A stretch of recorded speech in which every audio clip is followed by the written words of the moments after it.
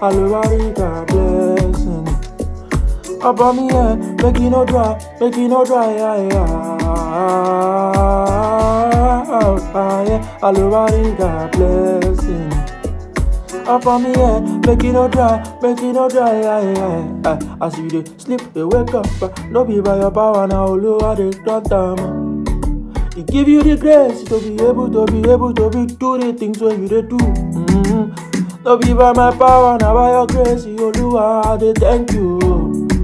I'm never gonna be ungrateful to the fact that you they bless me, yeah. Oluwa, you dey do one for me, you go do one for you. Just be patient,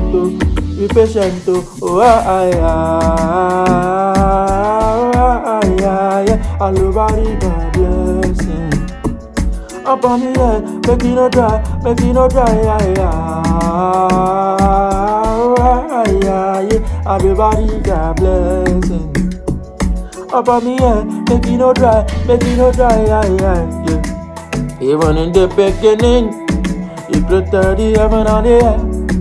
He created everything on it, and He created we the human beings, so that we can praise Him for the things He has done and the one He's gonna do. We got to praise Him forever and ever and say thank you, Baba. Udogo akataka, agune chempa. You are the one who ever say I go thank you.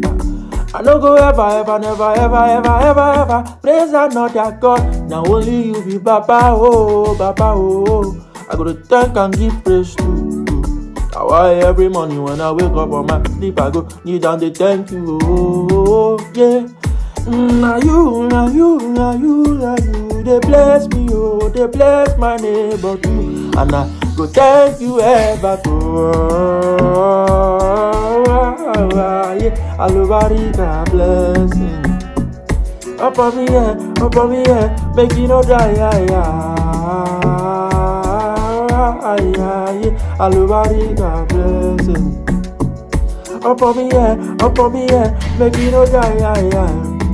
Oluwa, Oluwa, yeah.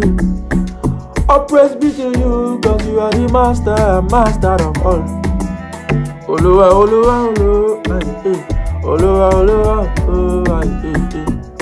you are the master, you are the king of kings, Alubarika blessing.